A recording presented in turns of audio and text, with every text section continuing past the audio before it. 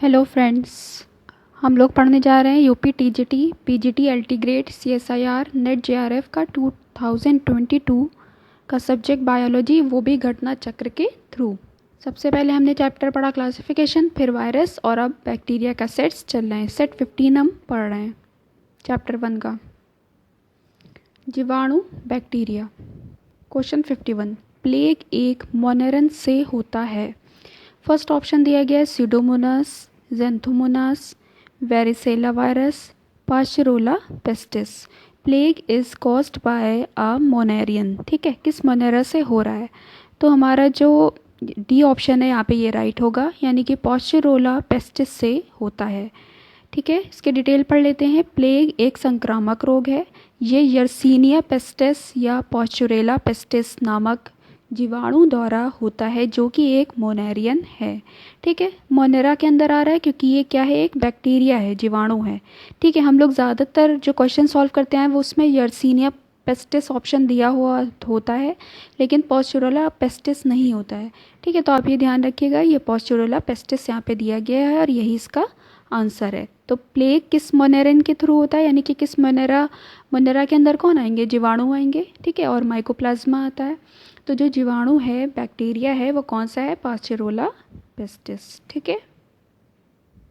Question 52, सहजीवी nitrogen स्थिरीकरण, यानी कि यहाँ सिम्बायोटिक नाइट्रोजन फिक्सेशन की बात हो रही है, से संबंधित नॉड जीन्स पाए जाते हैं, यानी कि nod genes involved in symbiotic nitrogen fixation are found इन।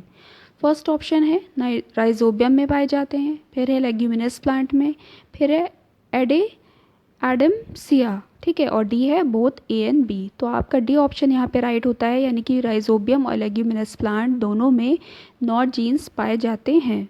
ठीक है, इसको डिटेल कर लेते हैं। नॉड जीन्स नाइट्रोजन स्थिरीकरक सहजीवी जीवाणुओं तथा लेग्यूमिनस प्लांट में पाए जाते हैं, जो इनमें नोड्यूल्स निर्माण करने के का गुण प्रदान करते हैं। ठीक है, नॉड जून से क्या हो जाता है कि जो रूट्स होती हैं उसमें नोड्यूल्स बन जाते हैं।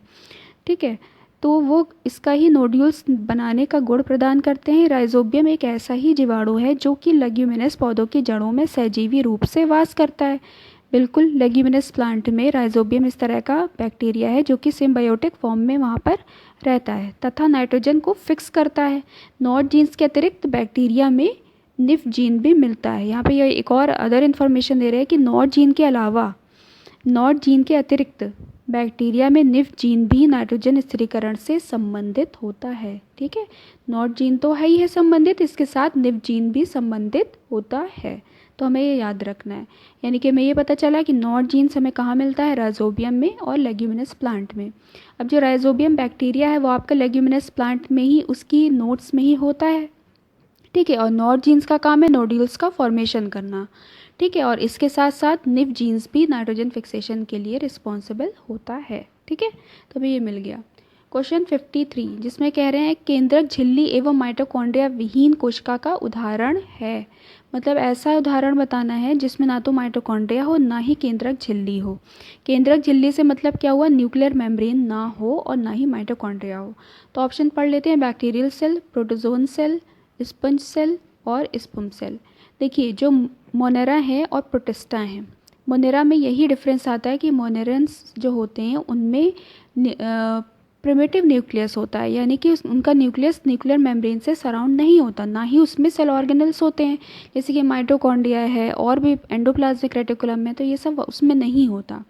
ठीक है, तो यानी कि हमें यहाँ पे मोनेरा देखना है। अब जो स्पंज सेल है वो आपका स्पंजेस में आ जाते हैं, प्रोटोजोआ आपके यूकैरियोटिक सेल, ये सब यूकैरियोटिक सेल है, ये भी यूकैरियोटिक सेल है। लेकिन जो बैक्टीरिया आपका है वो कैसा है, प्रोकैरियोटिक सेल है, और यही इसका आंसर है। ठीक है, यही बात यहाँ पे एक्सप्लेन कर रहे हैं कि जीवाणु में प्रोकैरियोटिक कोशिकाएं पाई जाती हैं, यानी कि बैक्टीरिया में प्रोकैरियोटिक सेल पाई जाती हैं जिनमें केंद्रक झिल्ली, ठीक है, यानी कि जो न्यूक्लियस की मेम्ब्रेन है, न्यूक्लियर मेम्ब्रेन है, तथा कला युक्त कोशिकांग जैसे कि माइटोकॉन्ड्रिया और एंडोप्लाज्मिक रेटिकुलम आदि नहीं पाए जाते हैं। ठीक है, तो 53 का आपका ऑप्शन हुआ ए सही। जीवाणु में एंटीबायोटिक के प्रति प्रतिरोधकता से संबंधित जीन कहाँ स्थित होते हैं, ये हम लोग पहले भी पढ़ चुके हैं। Genes which confer antibiotic resistance in bacteria are located in, option है polyribosomes, RNA, plasmid, circular DNA of nucleoid. तो इसका राइट ऑप्शन है प्लाज्मिड यानी कि सी। बैक्टीरिया में विभिन्न प्रकार के प्लाज्मिड होते हैं जो कि छोटे वृत्तीय द्विसूत्री डीएनए होते हैं। ये जीवाणु कोशिका को विशेष लक्षण प्रदान करते हैं तथा विभिन्न प्रकार के होते हैं। आर प्लाज्मिड जो कि जीवाणु को एंटीबायोटिक्स के प्रति प्रतिरोधकता प्रदान करता है। ठीक है, तो 54 का आपका राइट आंसर हुआ सी, आर प्लाज्मिड होता है ये। 55 मीजोजोम्स पाए जाते हैं फंगी में, बैक्टीरिया में, कॉलेरा में, क्लोरेला में और वायरसेस में। ठीक है, तो आपका राइट ऑप्शन क्या होगा? बैक्टीरिया। मीजोजोम्स हमें कहाँ मिलते हैं? बैक्टीरिया में मिलते हैं जो कि माइटोकॉन्ड्रिया के एनालॉगी होते हैं, क्योंकि उसमें माइटोकॉन्ड्रिया और एंडोप्लाज्मिक रेटिकुलम एब्सेंट रहता है।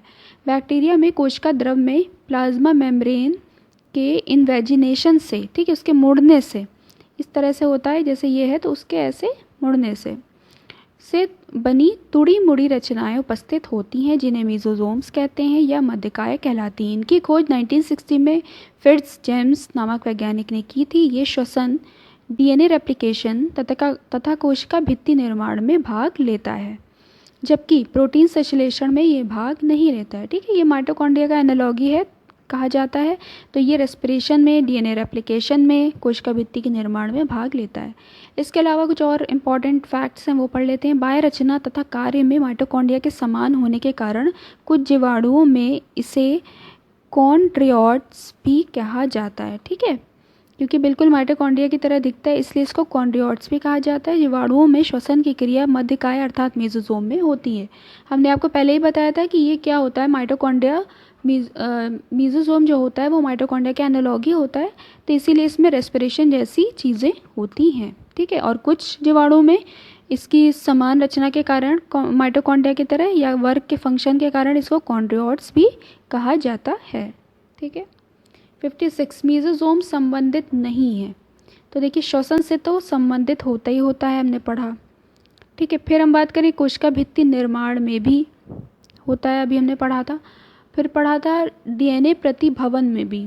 ठीक है, तो ऑप्शन डी यानी कि प्रोटीन की सिंथेसिस में संबंधित नहीं है, अभी हमने पीछे ही पढ़ा है, इसको एक बार देख लेते हैं। यहाँ पे लिखा था ये श्वसन, डीएनए रेप्लिकेशन तथा कोशिका भित्ति के निर्माण में भाग लेता है, जबकि प्रोटीन संश्लेषण में ये भाग नहीं लेता है। तो देखिए इसी पे क्वेश्चन नेक्स्ट ये पूछ लिया गया, मीजोजोम संबंधित नहीं है किससे? प्रोटीन संश्लेषण से संबंधित नहीं है। बाकी श्वसन भी होता है, डीएनए रेप्लिकेशन भी होता है, सेल वॉल फॉर्मेशन भी होता है। ठीक है, बहुत इंपॉर्टेंट है, इसको याद रखिएगा इस पॉइंट को।